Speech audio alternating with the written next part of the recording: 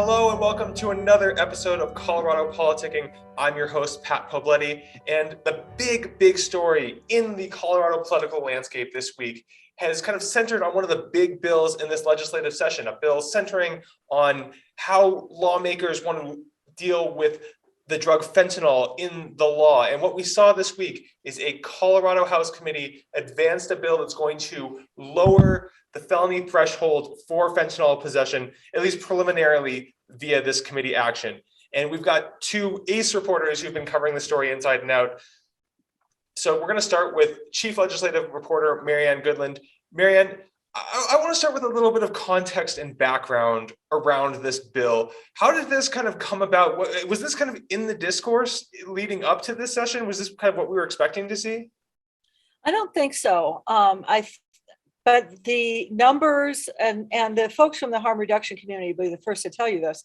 The numbers on the people dying from fentanyl overdoses really have accelerated a great deal over the last 3 years. It's something like quadruple the number of deaths that we had in 2019. Now, the deaths of those 5 folks in Commerce City in February really put this bill on a fast track in terms of they got to do something and they can't wait any longer to do it. So because when you look at the public safety packages that everybody rolled out, that both sides, Democrats and Republicans, this was not on it. And I think that's a clear indication that this was not quite on everybody's radar at the time that the legislative session started. Let's talk a little bit about what fentanyl is.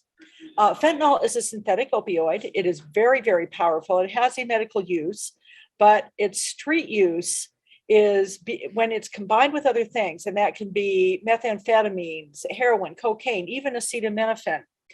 And that's part of the difficulty that lawmakers have had in having this conversation.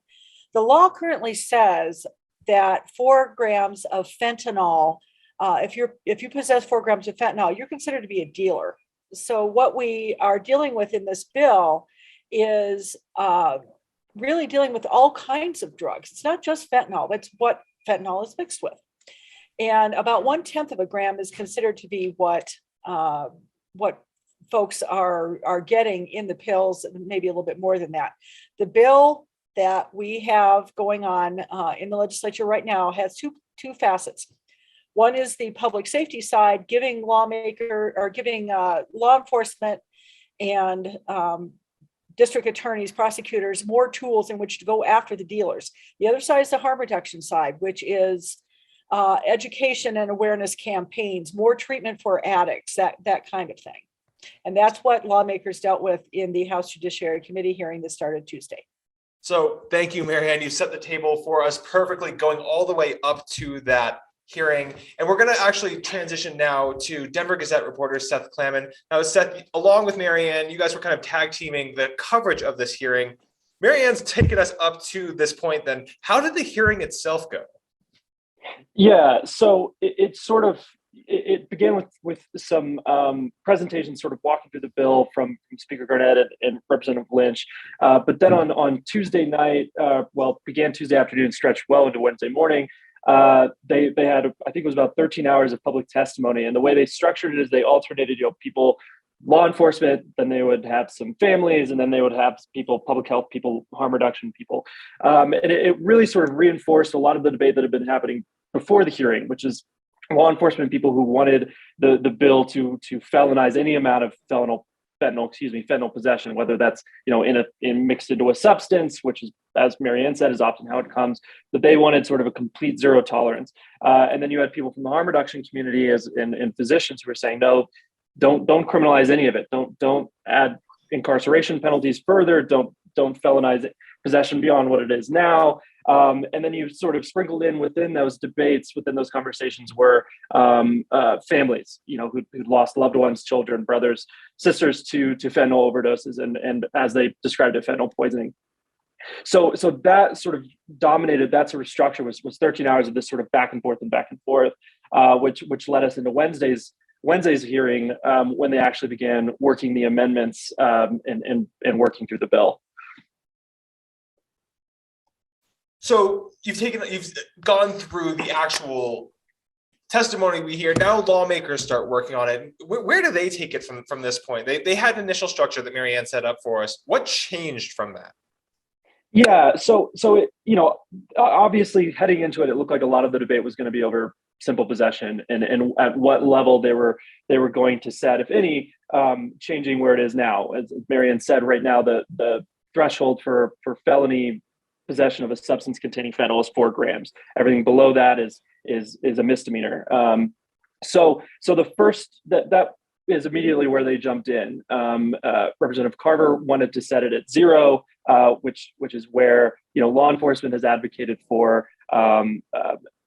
That didn't really go anywhere. There was conversation. I believe it was Representative Tiller who said that's not what I came here to do. The difficulty in legislating fentanyl in this way is, as Marianne said, it's present in a lot of other substances. So you can get fentanyl and meth and cocaine in pills that look like Xanax. The actual fentanyl pills themselves are pressed to look like oxycodone pills. So the concern is if you're going to set a 0 tolerance level for possessing fentanyl, then you are sort of de facto, this is the argument, you're de facto doing that for all other substances that it could be present in, which, to quote Christy Donner of the Colorado Criminal Justice Reform Coalition, that would obliterate the drug code. So Carver's effort to do 0 grams as a fentanyl, anything above 0 grams, as a felony, didn't go anywhere. I think it was a 5-6 vote. Representative Bockenfeld came right after and said, well, what if we did a quarter of 1 gram? And that also didn't go anywhere. And there was a lot of sort of debate there about, this conversation of fentanyl's deadliness and one X amount being able to kill Y amount of people. And there was some frustration, particularly from Representative Tiller, about how there's a lot more nuance to it than that, particularly because you're not seeing pure fentanyl on the streets. The pills you're seeing aren't pure. As Marianne said, you're maybe getting 1/10 of a gram, and the rest is often something like acetaminophen, which is the active ingredient in Tylenol. So the sort of dominant discussion was one brought by Speaker Garnett, to set the felony threshold at 1 gram. So anything below that would be a misdemeanor. Anything above would be a felony. And that's what they ultimately settled on is for this bill moving forward, at least for now. And then they had another couple of amendments in there as well. I'll just quickly run through. They passed an amendment that would make possession of any amount of a substance that's 60% or more fentanyl a felony. That's sort of a future-looking bill because that technology doesn't exist really in Colorado. Chairman Wiseman had 2 amendments go forward after they passed the 1 gram felony possession threshold.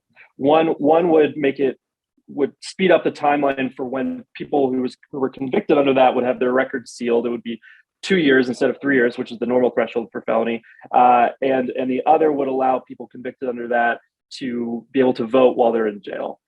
So those were the amendments that were adopted and that have been forwarded along to the Appropriations Committee.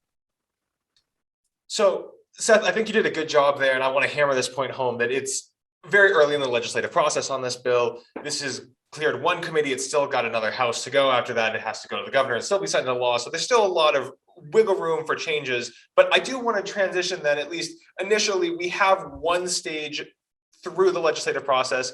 Marianne, how are folks reacting to this bill now that it has cleared one committee? This is an interesting bill for a number of reasons, but on the political side, this is a bill that everybody either loves or there's not a whole lot of just out and out opposition to it until yesterday.